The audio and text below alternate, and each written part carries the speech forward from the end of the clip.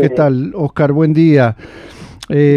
Bueno, queremos aprovechar este tiempo para abordar, tenemos un fin de mes, podemos decir, de abril yéndose movido, Oscar, en cuanto a temas de la realidad política que están cobrando temperatura, podríamos decir. Queríamos plantearle de principio el tema diálogo social, ¿verdad? Que ya está instalándose, aunque no se conocieron todavía las conclusiones oficiales, eso siempre hay que dejarlo establecido, que se van a presentar la semana que viene. Se va instalando como un debate en torno a qué ha pasado con las AFAPs, ¿no? Desde el lado de la propia gremial que nuclea las AFAPs y desde la oposición están hablando por poco de que se están controlando, casi que al borde de una estatización. Y desde el gobierno, hoy temprano escuchábamos declaraciones que hizo el ministro Gabriel Odone diciendo que las AFAP siguen, van a seguir recibiendo los fondos, se crea un ámbito ahí que va a gestionar, en fin, es como que se reabre este debate de alguna manera. Bueno, el tema es que hasta que no se publiquen las conclusiones, las versiones que han salido son absolutamente contradictorias. Claro. No, yo primero creí una cosa, ahora otra, hay que esperar las conclusiones, pero lo que uno ve es que es muy claro, muy nítida la postura del equipo económico. Sin ninguna duda el equipo económico tiene un peso muy fuerte en la conducción del gobierno, no solo en la política económica, también en la política exterior, en las políticas sociales. El ministro de Economía, Gabriel Odone, es un hombre que tiene convicciones muy firmes, que no es un improvisado. En algún momento lo hemos mencionado en una entrevista aquí. Él escribió un libro cuando ya se sabía que iba a ser llamado, en caso de ganar Orsi, como ministro de Economía, en caso de ser candidato. Estamos hablando junio del 24, escribió un libro llamado El Despegue, donde expone todo su pensamiento y dice: si me llaman saben que es para aplicar esto. Bueno, sabemos que él, junto a un centenar de economistas del Frente Amplio, tuvieron una posición extremadamente dura contra el plebiscito, tanto en el aumento de las pasividades mínimas, que ningún jubilado o pensionista cobrase menos de un salario mínimo nacional, como en contra del tema de las edades, y como en particular muy fuerte en contra de una modificación sustancial de naturaleza del régimen de los fondos de ahorro previsional. A mí me parece más que hay que entender que acá se está hablando muy confuso el tema, porque una cosa es un régimen de AFAP, y otro un régimen de fondos de ahorro provisional. Son dos discusiones. ¿Puede haber un régimen de fondos de ahorro provisional sin que existan AFAP? Claro. ¿No? Sí. Que, por ejemplo, ni siquiera fue la República, que lo administre, yo qué sé, el BPS, ¿no? Sí. Además, no me acuerdo si es el 70% de los fondos de ahorro provisional que se transforman en títulos públicos, vale decir, la AFAP no hace nada más que comprar los bonos del tesoro del gobierno, ¿no? Entonces ahí hay dos temas que se habla como si fuera uno solo, y pero no sé en qué terminará esto, porque hay que esperar la publicación, pero lo que ya ha declarado el ministro de Economía es que no varía en sustancia la posición. Yo hablo de la sustancia, puede haber variaciones de detalle, de ejecución, en cuanto a lo que fue la postura en relación al plebiscito de seguridad social. La oposición es lógico, la oposición tiene una postura contraria a la existencia, totalmente favorable a la existencia de la AFAP, pero eso no hay ninguna novedad, ¿no? Es obra de esos partidos políticos, en la medida, la AFAP, la reforma de la seguridad social del año 96, ¿no? Exacto.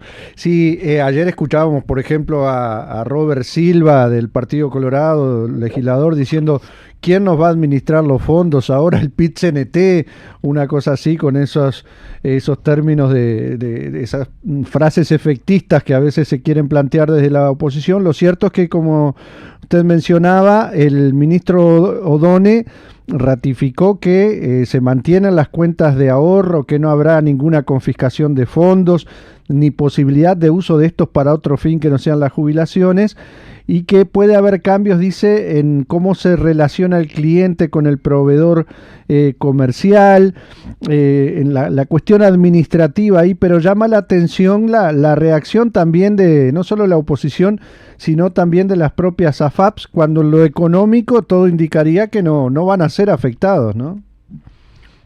Bueno, no sé, depende la redacción que haya, si son afectadas o no. Sí. Ahí hay que esperar, yo no tengo idea si son afectadas o no. El tema es una cosa que se eliminen los fondos, por eso decía, no confundir, una cosa que se eliminen o se mantengan los fondos de ahorro provisional, y otra cosa es que eso, ¿quién los administra? Administrar quiere decir qué se hace con ese dinero. Si ese dinero va a bonos del Tesoro, va a bonos como los que emite el Banco de Seguros, que se guían por la unidad reajustable y no por la unidad indexada, ni en moneda extranjera, o puede ser que las sean administrados por AFAPs, que hacen colocaciones como para construir edificios, que generen una renta. Bueno, son distintos modelos dentro de la existencia de los fondos de ahorro previsional. Por eso son dos discusiones que cuando se traduce en una sola, se realmente oscurece el tema. Y lo mismo las AFAP pueden ser todas privadas, todas públicas, puede ser mitad y mitad, en fin, es todo muy abierto. Hasta que no esté el documento, me parece que es muy prematuro, pero lo que uno ve es que no hay ambiente político a nivel de gobierno y de parlamento para modificaciones sustantivas. Esa es la impresión que en el tema FAP. De los otros no tengo mucha idea. Sí, además lo hacía la salvedad también Odone, que una cosa es el documento que salga de ese diálogo social que no es, podemos decir, vinculante, ¿no? No es que todo lo que surja de ahí necesariamente se va a ver reflejado tal cual después por lo que el gobierno traduzca en proyectos, decía él, y después sea el tratamiento parlamentario, ¿no? Ahí hay distintas etapas a cumplirse.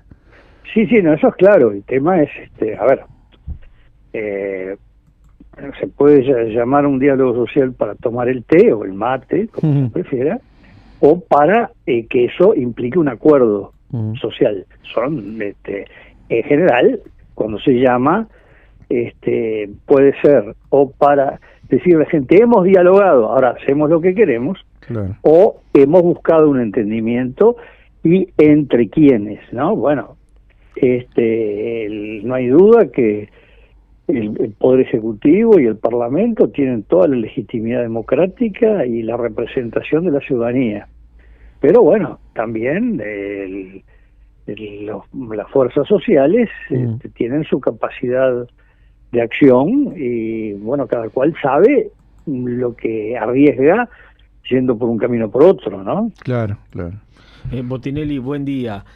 Justamente, hablando de esta situación, de esta postura firme que tiene el ministro Odone, el respaldo del gobierno, y la realidad de los trabajadores y lo que buscan desde el diálogo social después de lo que fue el plebiscito, ¿puede generar alguna repercusión o consecuencia política en el Frente Amplio de toda esta situación?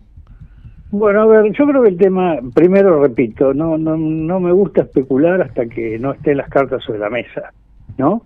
Si no están los documentos, me parece que es muy en el aire hablar, ¿no? Sí. El tema es que el Frente Amplio, lo hemos tratado acá, está en un tema muy complicado, que es el siguiente. En el año 2023 elaboró un programa a través de discusiones, participaron muchos miles de personas, primero, centenares de personas, técnicos, especialistas, o casi más de 1 millar, técnicos especialistas en la elaboración del proyecto, digamos. Luego, miles de personas discutiendo en comités de base, luego un congreso multitudinario que lo aprobó, y luego vemos que el gobierno considera que no tiene por qué estar atado a ese programa, que son recomendaciones. Esto lo hemos tratado acá, lo que se llama la relación partido-gobierno, que hay distintos modelos en el mundo. En general este modelo daría el tema. Yo veo que personas de mucho valor como Ricardo Ehrlich, Silvia Nane, están llevando adelante la coordinación del programa, y a mí me surge la duda, ese programa ¿qué va a ser? El que va a ser el Frente. Si es una cosa, un movimiento social que expresa sus deseos, o es un partido político que expresa un programa para ejecutarlo cuando va a gobernar. Esto el Frente tiene, claro, si a mí me parece que el tema fundamental que tiene el Frente, el primero, el estratégico, en el Congreso de este año, es definir cuál es la relación del partido con el gobierno. Es decir, si el partido es un partido que manda al gobierno, es el régimen histórico de las izquierdas socialistas e incluso socialcristianas desde fin del siglo XIX, principio del XX, que incluso lo aplica un partido que no es nada de izquierda, que debe ser el partido que lo aplica más a rajatabla en el mundo, que el Partido Nacionalista Vasco. El jefe del gobierno vasco depende del buró político del Partido Nacionalista Vasco, ¿no? El partido manda, tanto incluso tiene la tesis que nunca el presidente del partido sea jefe de gobierno. Lo considera que está como por encima del gobierno. Bueno, esa es una tesis. La otra, no, la función del partido es hacer propaganda para defender al gobierno, hacer campaña electoral para llevar gente a los cargos que luego gobernará según su manera de ser, su saber y entender. Bueno, esta es una definición de fondo. En teoría el Frente Amplio siempre tuvo la tesis que el partido mandaba a sus representantes. Esto lo fue debilitando de a poquito en la Intendencia de Montevideo. Después el Gobierno Nacional, el tema que ahí las conducciones políticas del Frente y el gobierno coincidían. No había disociación, ¿no? Sí. Y efectivamente la estructura del Frente coincidía con el gobierno en la medida que esos dirigentes expresaban esa base, esa militancia, base en militancia y base en ciudadanía. Ahora se ha dado un momento de separación explícita, porque desde el gobierno se dijo el gobierno es una cosa y el partido es otra, y el presidente del Frente Amplio dijo lo mismo. Entonces, acá viene un tema que quiere decir que el Frente Amplio esté a favor o en contra de algo. Un caso nítido de la política exterior, incluso ahora mismo en Barcelona, que el presidente de la República que expresa una línea política a través más de gestos que de otra manera, y el presidente del Frente Amplio que está ahí expresa otra, ¿no? Claro. Esto es muy extraño, incluso comento esto porque hemos tenido muchas consultas al exterior a preguntarme ¿qué es esto? ¿Cuál es la posición? Y claro, en las preguntas me confundían en gobierno y Frente Amplio como la misma cosa, ¿no? O sea, ¿lo han consultado sobre eso? No, de acá no, desde el exterior. Del exterior, sí. Sí, porque bueno, el exterior obviamente estamos hablando de los que se preocupan por Uruguay, aunque claro. En estas dos reuniones que hubo en Barcelona, a Uruguay se le dio una importancia muy grande, tanto que los primeros titulares hablaban de la postura de Brasil, México, Uruguay, España y Sudáfrica, y luego parece que afinaron más la puntería y sacaron Uruguay, que hablaban de la postura de Brasil, México, España y Sudáfrica, ¿no? Claro. Creo que el cambio que se produjo en la prensa, sobre todo fue la española, pues ya cuando uno veía la italiana, la francesa y de otros países ya Uruguay no lo mencionaban, es porque veían ahí una contradicción un poco no entendible por los analistas o periodistas o comentaristas del exterior, ¿no? Claro. En este sentido, podemos ir también a algo reciente, que me parece que refleja bastante, Oscar, que es esto de ese documento que trascendió con propuestas por el tema impuesto, que hizo la unidad de economía dentro de la comisión de programa, donde se propone, se habla de revisar impuestos como el IRAE, el impuesto al patrimonio, el IMESI, en fin. Y enseguida salió tanto el propio presidente Orce como el ministro Done a decir que esos son documentos del Frente Amplio, pero que no tienen que ver con la política del gobierno. Y desde la propia comisión de programa, bueno, la responsable Silvia Nane salió a hablar también en la prensa, a decir que era como un documento de trabajo, de discusión interna, ese tipo de cosas que son un poco ratificando esto que usted señalaba, ¿no? Bueno, no, en el caso concretamente, en realidad la explicación de Silvia Nane es correcta, porque no es que se haya aprobado eso, es una propuesta. Es diferente si la autoridad del Frente Amplio aprueba el documento y pasa a ser una postura oficial, ¿no? Todavía es una postura, digamos, de propuesta. Eso no marca disidencias con nadie, porque cuando se está en la etapa propuesta puede haber distintos puntos de vista hasta que se lleva o a una síntesis o a la definición por mayoría de una cosa contra otra, ¿no? Lo que sí resulta bastante claro es que en tema tributario hay dos posturas, no digo dos posturas, dos grandes áreas de pensamiento, donde hay una que se refleja en lo del PIT-CNT cuando habla de poner un impuesto al 1% más rico. En realidad yo cuestiono mucho esa frase, porque cuando se miran las formulaciones no llega a los más ricos, es a los sectores medios altos. Pero cuando uno mira todos los que se han alcanzado, no hay ningún gran capital, ninguna multinacional, sino que son los que tienen los patrimonios importantes, sí, por supuesto, más bien de clase media alta, pero los grandes no. Luego sí, ha aparecido en el Popular, hace un mes, ha sido, no sé si un poquito más, un artículo muy importante de dos economistas, diputado uno, diputado suplente el otro, Giometti y Rodrigo Alonso, donde enfocan ahí sí el tema que afecta a los grandes, que son las exoneraciones tributarias. Porque en realidad el tema es que en Uruguay, si no me equivoco, es cerca del 6% del Producto Bruto Interno, el 5,8%. Estamos hablando más o menos de cerca de 5.000 millones de dólares que el gobierno no recauda por dar exoneraciones. Ahora, el año que viene, que entra a regir lo que algunos llaman el impuesto de la OCDE, es decir, el impuesto mínimo global, sí se van a recaudar unos 300 millones de esos, que atención, no es un impuesto que paguen en sí las multinacionales, ya lo están pagando. Lo que pasa es que la están pagando en el país de origen, al estar exonerados acá, y ahora lo que hace Uruguay es decir, no, usted no lo paga en Irlanda o en Finlandia, lo pagan en Uruguay, cosa que está muy bien. Pero del punto de vista de los capitales no les afecta, porque ya lo están pagando. El tema es en qué ventanilla.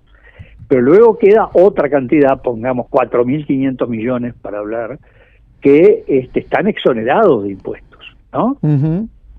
Algunos, bueno, el fundamento es que eso permite exportar, generar trabajo, pero hay otros que, por ejemplo, un fenomenal showroom, y no sé qué otras palabras lleva, de una marca de autos de lujo que se instala en Uruguay con exoneraciones tributarias, que no va a pagar ningún impuesto, según cálculos que han hecho algunos economistas conocidos míos, por 7 años, ¿no? Entonces, el tema cuando se habla, ¿de qué se habla? Porque en general el impuesto al patrimonio no afecta a los grandes capitales. porque los grandes capitales además tienen gran movilidad como para eludir impuestos. Legalmente, no estoy hablando ilegal, sencillamente. Si usted dice, voy a grabar los activos financieros, perfecto, el depósito en lugar de tener en Montevideo lo mando por otro lado, y se terminó, ¿no? Y lo hace, en este momento debe llevar 3 segundos hacerlo. Distinto al que tiene un patrimonio inmobiliario. No, ese el impuesto lo va a pagar. Pero ese no es el gran capital. Los grandes capitales, las multinacionales, no tienen fenomenales inversiones en capital, en patrimonio inmobiliario, salvo las multinacionales que tienen inversión en tierras destinadas a forestación. Diría que es lo único del gran patrimonio en concentración, ¿no? Ahora, Óscar, yo le mencionaba lo de la unidad temática, es cierto, eso salió de una unidad, no pasó todavía a instancias superiores, pero no es un lugar cualquiera del Frente Amplio, de la Comisión de Programa, y se supone que ahí están integrados una representación de los espectros políticos que tiene el Frente Amplio en su interior, más asesores, economistas, técnicos, lo ha dicho Silvia Nane, o sea que puede entenderse que refleja cierto pensamiento que puede predominar en el Frente Amplio, más allá que después en instancias como la mesa política o el secretariado eso habla de una inquietud en ámbitos internos del Frente Amplio que desde el gobierno no se plantea sintonía con eso, ¿no? Bueno, pero entiéndame, cuando hablamos del gobierno, hablamos de personas de los mismos sectores que en el Frente Amplio sostienen posturas como la de la unidad temática. Sí. Y en el gobierno no. Sí, lo mismo en política exterior, por ejemplo, ¿no? Yo diría en todos los temas urticantes. Sí. Hemos visto sectores del Frente Amplio definiendo una postura que es distinta a la línea que lleva el gobierno, pero eso no aparece reflejado en los ministros de esos mismos grupos políticos. Exacto. ¿No? Exacto. Entonces, ahí hay un problema de estructura. Yo le doy mucha importancia porque es mi especialidad académica, pero no es que lo hago porque estoy discutiendo la filosofía del que pasa después de la muerte. Estamos hablando de lo que se traduce en dónde y cómo se toman las decisiones. Exacto. Y cuando un partido político va girando y convocando para emitir manifiestos, un partido de gobierno, ¿no? Que no se traducen en el gobierno, lleva a el alejamiento de su gente, porque muchos dicen, ¿para qué voy a militar? ¿Para qué voy a dar mi opinión? Claro. Si esto no va a ser tenido en cuenta, ¿no? Exacto. Entonces, ahí hay un problema que no es solo del Frente. Nosotros hemos visto, pero no en una encuesta, esto es sistemático a lo largo, yo diría, por lo menos de los últimos 2 o 3 bimestres. Muy claro el noviembre-diciembre y enero-febrero. Todavía no tenemos el cierre bueno, no terminó abril, ¿no? Está haciendo la encuesta. ¿Y qué nos da? Que primero nos da un tema que es que este escenario de confrontación, de duro enfrentamiento entre los partidos políticos, logra el apoyo, sumado oficialismo y oposición, del 11%. Ajá. ¿No? Partamos de una aclaración, siempre hay un 5 o 6 que no opina, pero no porque esté a favor, en contra, hoy desilusionado, sencillamente porque la política no existe, eso pero es normal, Claro, y claro. en Uruguay es histórico y lógico además. ¿Qué es lo que apoya ese 11%, Óscar?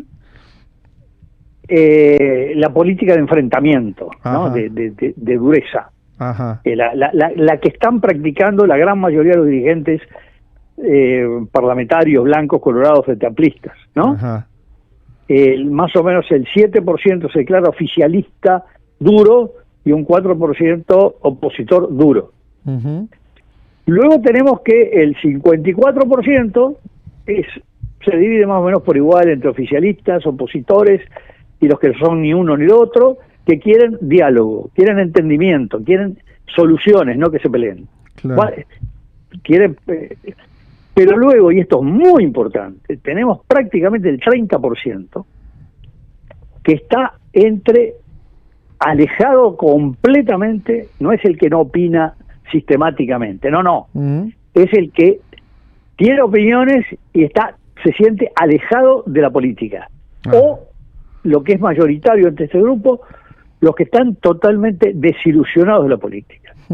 Este es un tema muy importante, que el 30% de los ciudadanos uruguayos estén desilusionados o alejados o enojados con la política y el sistema político. Claro. Esto ya ocurrió en el 2017 y 18. Y atención, si vemos lo que podemos llamar voto disruptivo en el 2019, esto obtuvo el 22% de los votos. ¿Qué sumó ahí? Manini o Cabildo. Sartori. Dentro de un partido tradicional, pero era opción disruptiva. Que buscaba, que fue, me importa no quién era el candidato o el partido del grupo, sino el que votó. Claro. Ese votó una cosa distinta. Exacto, lo distinto, digamos, lo que entendía como distinto. Claro, le importa si es o no es lo que entiende el votante. 3% votó a Talvi y a Daniel Martínez en noviembre, es decir, no votó al Partido Colorado como Colorado, votó al Talvi distinto, ¿no? Claro. Tanto que en el balotaje no era la calle Pou, era Daniel Martínez. Luego está el voto al Peri, el voto a Identidad Soberana y el voto a Novik. Bueno, todo eso suma el 22. Excluye Unidad Popular porque es otra cosa. Unidad Popular no era una propuesta disruptiva contra lo que había, sino una opción ideológica distinta, que estaba de tiempo atrás actuando con una propuesta muy nítida, ¿no? Exacto. Esto otro del 22 es lo que yo llamo disruptivo desde distintas puntas. No es lo mismo Salle que Novi, que Talvi, que Manini, que Sartori, pero sí lo que es común, lo que uno en matemática decía, el mínimo común denominador, ¿no? ¿Cuál es? Yo quiero algo distinto. Bueno, eso pasó en el 19. Y las encuestas nos venían dando 1 o 2 años antes, que era un poquito menos que ahora, creo que el 28, que estaba en esta línea, ¿no? Estoy desilusionado, no me interesa. Bueno, hoy es el 30, entonces lo que observamos es la absoluta impermeabilidad de la dirigencia política para preocuparse por esto, ¿no? Porque si no cambiarían la forma de actuar, ¿no? Botinelli, y uno piensa, y esa realidad abre la puerta para que en algún momento pueda aparecer, por ejemplo, una figura como Milei en Argentina, acá en nuestro país. Bueno, a ver, las figuras que puedan aparecer siempre corresponden a la naturaleza de cada sociedad, ¿no? Claro. La sociedad uruguaya, si estamos hablando de un personaje tipo Milei, no es fácil. Otra cosa que sea un espacio político similar. Claro. También puede abrir el camino a un espacio político exactamente en lo opuesto de lo que representa el modelo Milei, ¿no? Es todo muy sorpresivo lo que puede haber. También puede haber sectores políticos ya existentes que puedan ser los que canalicen una parte, porque fíjese que lo que yo hablé del 19, los nombres que mencioné, que representan corrientes políticas, estaban reflejando cosas muy diferentes. Yo sumo un 22 que lo que tenían en común es, quiero una cosa distinta, disruptiva. Ahora, ¿qué era lo disruptivo? Bueno, lo de uno con otro no tenía que ver, ¿no? Entonces eso es lo que tenemos que observar que va a pasar, pero en este momento, cuando uno ve que más o menos de cada 10 personas hay 3 que están viendo mal todo, hay 6 que no están viendo mal todo, pero sí diciendo, por favor, terminen con las peleas y busquen soluciones, y solo uno de esos 10 aplaude, algo está pasando, ¿no? Claro. Y sobre todo cuando la dirigencia política atienden a ese uno que diga, bien, dale más duro todavía, bueno, está, ¿no? Claro. Oscar, te pedimos un minuto, una pausa, un breve corte y enseguida venimos con un bloque final, entre otras cosas vinculado a esto que mencionabas en el final. Queremos hablar un poco, pasar por la ubicación del MPP como partido, como el sector mayoritario en el gobierno, el partido del presidente, que tiene un plenario nacional este fin de semana de actualización de su plan político y ha trascendido algunos contenidos de un documento previo. Queremos analizar eso contigo enseguida de esta pausa. Ya venimos.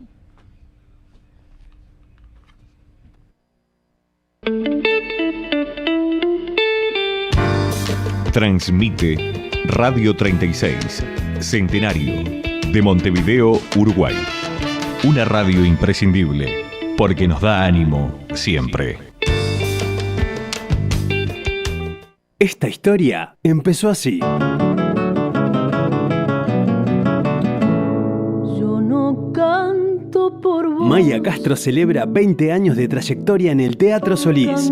Una noche que quedará en la memoria. Un recorrido por las canciones que marcaron estas 2 décadas de música, junto a grandes artistas invitados. Sábado 22 de agosto, Teatro Solís. Entradas en venta por Ticantel. Hay un pueblo en Artigas de piedra y lata, ranchos de chapa. Marx, tesis sobre Feuerbach. Los filósofos no han hecho más que interpretar de diversos modos el mundo, pero de lo que se trata es de transformarlo. Marx y Engels, proletarios de todos los países, uníos por la reconstrucción de la izquierda que lucha. Unidad Popular. El pueblito se que irá de ranchos de chapa. Mañanas de Radio.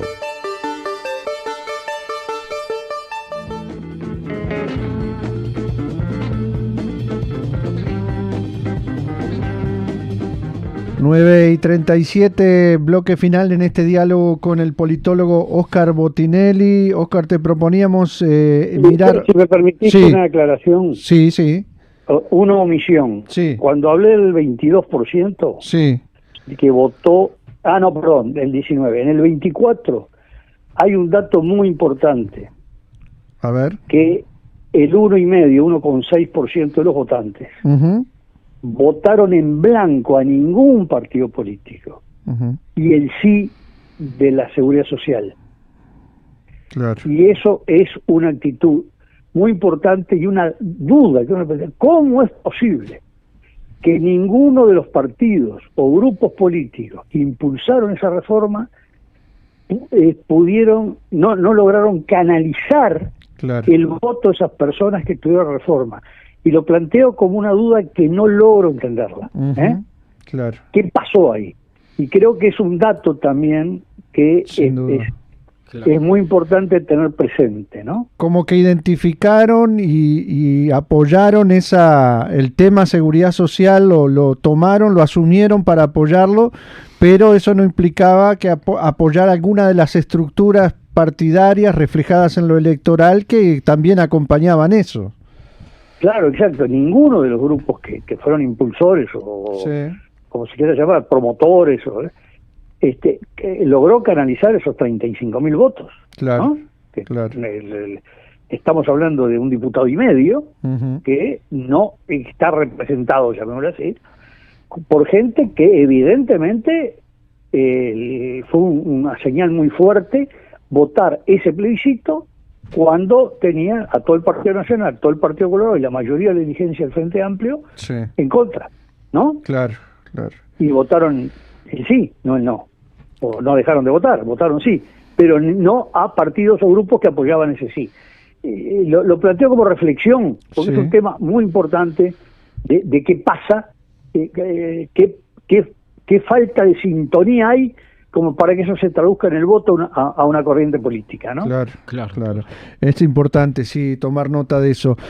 Óscar, antes de ir a lo del MPP, me quedaba un punto del tema del diálogo social, más allá de lo concreto en sí, de lo que viene trascendiendo, una interpretación política de eso, si puede haber también el gobierno enfrentarse al dilema de, por un lado, escuchar a ese electorado que apoyó el plebiscito, que no fue menor, incluso sectores importantes en la estructura del Frente Amplio que apoyaron los temas del plebiscito, el PIT-CNT, y que, bueno, están siendo presionados de alguna manera por su militancia, ¿no?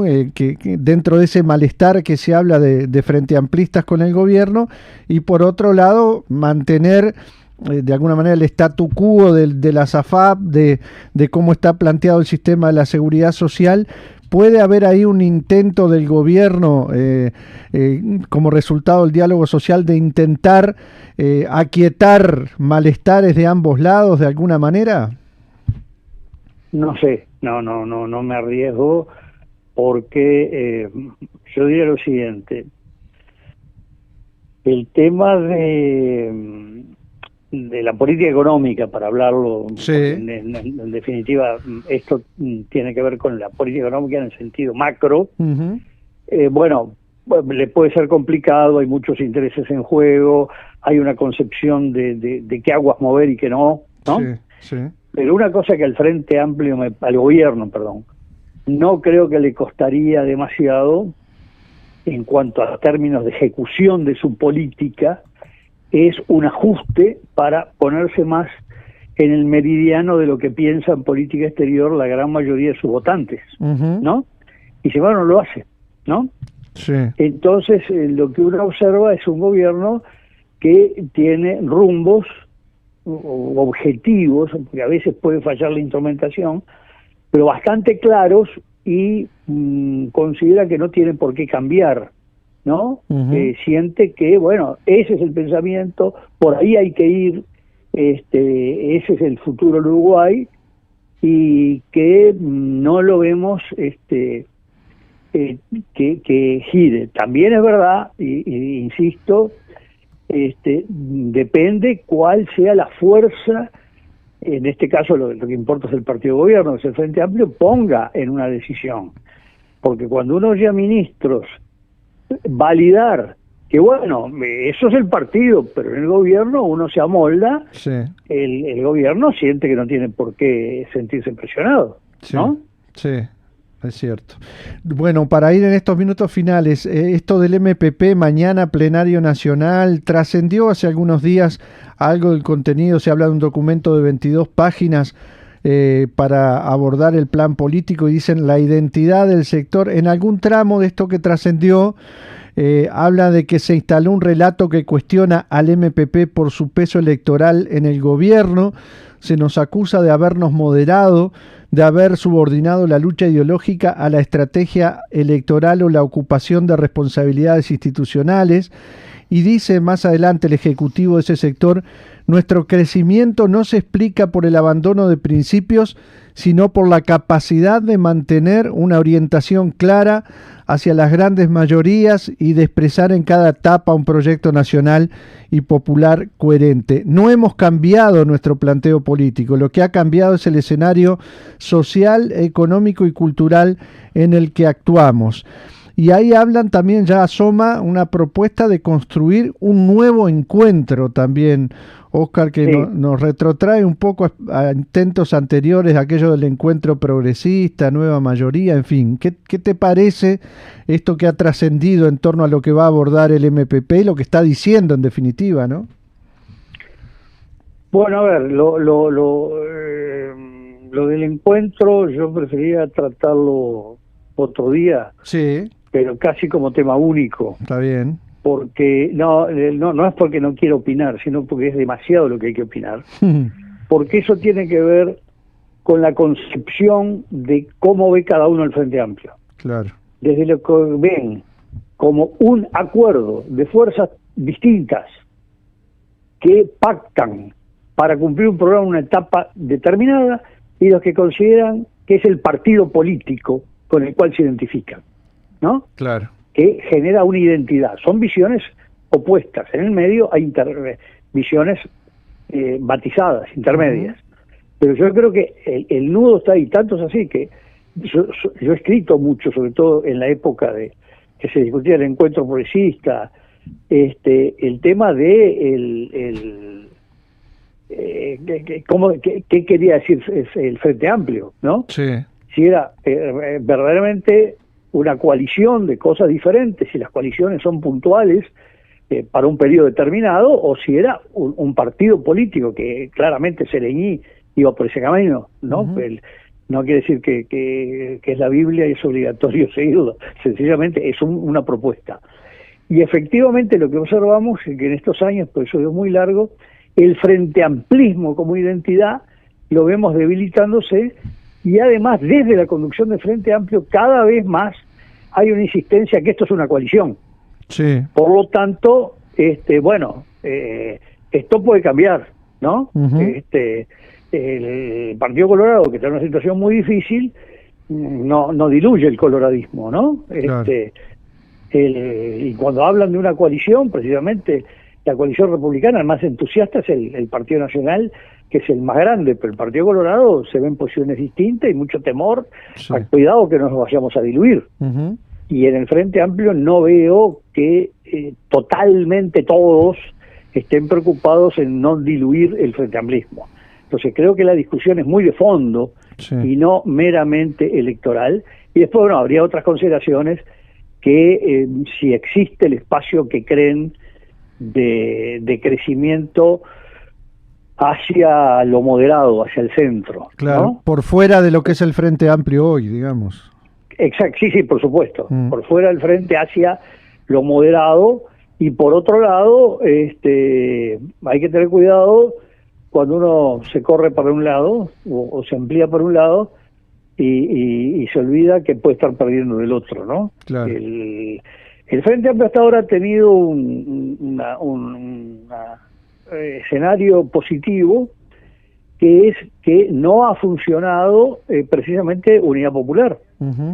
Unidad Popular que obtiene representación parlamentaria en el 14, que entre el 14 y el 19 se le veía como una fuerza de gran crecimiento, y luego no lo logra cuajar hasta el punto que por muy poco quedó fuera del Parlamento.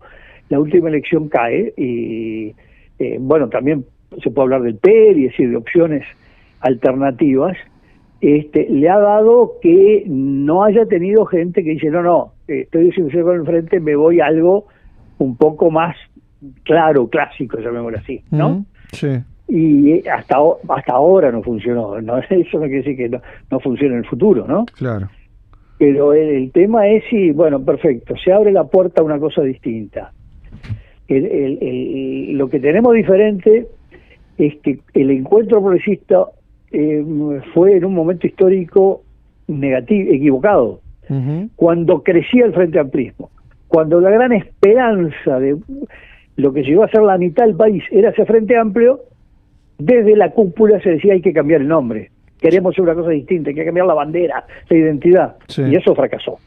El tema es que ahora estamos en una etapa de baja del Frente Amplio, sea el Frente Amplismo, el Frente Amplio, lo que sea, ¿no? Sí. Para empezar, de haber llegado a más del 50%, la elección del 19 sacó el 39%, en las municipales, las departamentales del año pasado sacó el 39 también, y en las nacionales tocó el 44 sin llegar a él. Entonces no es la misma etapa, ¿no? Entonces más lo que arriesga. Y además no es lo mismo cuando se es esperanza que cuando se lleva más de 20 años, se va a ir a 20 años de gobierno, ¿no? Sí. Bueno, y respecto a esto que te preguntábamos del MPP, de lo que está autodefiniéndose de alguna manera, de que no es que se hayan moderado, sino que, se adaptan a lo que ha cambiado del escenario social y económico. En pocas palabras, porque no nos queda mucho tiempo, pero si querías hacer un comentario al respecto. No, yo lo que diría que creo que hay que esperar el plenario. Primero porque hay que ver qué documento llega. Este fue un documento de trabajo. Sí. Que se envió a las bases del MPP para su discusión. Sí. Y tengo entendido que luego venía más un documento síntesis hacia el plenario. Ajá. O se elabora en el plenario un documento síntesis en base a lo que va recogiendo de ese debate previo. Ujú. Y ahí, bueno, es muy importante en qué se traduce ese plenario. Primero, ¿qué representatividad tiene en el sentido, bueno, gente que está disconforme, que la hay dentro del MPP, militantes, ¿van a ir o no, por ejemplo? ¿No? Claro. Es decir, van a decir, no, estoy desconforme y voy a luchar porque se imponga lo que yo, o por lo menos crezca lo que yo creo. O el que dice, no, yo me doy, ya pasé, ¿no? Sí, sí. Bueno, ese es un dato que hay que averiguar. Bueno, ¿cuál es la concurrencia? Segundo, ¿qué nivel de debate hay? ¿No? Claro. Y tercero, ¿cuál es la síntesis real? ¿No? Además, si es una síntesis política, a mí me viene a la cabeza una vieja frase de José Corseñac, de Joselo, Sí. de hace más de 20 años, que el Frente discutía brutalmente y al final llegó al acuerdo, y decía, el Frente tiene la maravilla de lograr una síntesis de texto, una síntesis de lenguaje, que permite a partir de ese texto que todo el mundo siga discrepando como estaba hasta ese mismo momento. ¿No? Esas frases que terminan diciendo, bueno, es bueno que todo el mundo viva feliz y sea sano. Sí. Y no digo cómo. Bueno, hay que ver si es una síntesis en ese sentido o una síntesis, o el MPP afirma este rumbo, el mismo con correcciones, cambio. Me parece que, yo creo que para el gobierno, para el Frente Amplio y la izquierda en general, es probable que este plenario del fin de semana o del sábado, no sé si se extenderá o no, en principio es el sábado, puede ser un elemento de tremenda importancia. Bien. Yo creo que no es nada menor, bueno, por el rol central que tiene el MPP hoy en la izquierda, en el gobierno, y en el Frente Amplio. Entonces, yo creo que hay que estar bien atentos a cuánta gente va, cómo participa, qué síntesis se hace, qué documento sale, y que de ahí en adelante empezar a pensar qué pasó, qué pasa, ¿no? Bien. Nos quedamos sin tiempo. Muchas gracias por este rato, no, por favor, Óscar, como un siempre. gusto estar con ustedes. Un abrazo, hasta pronto. Un abrazo. Chao.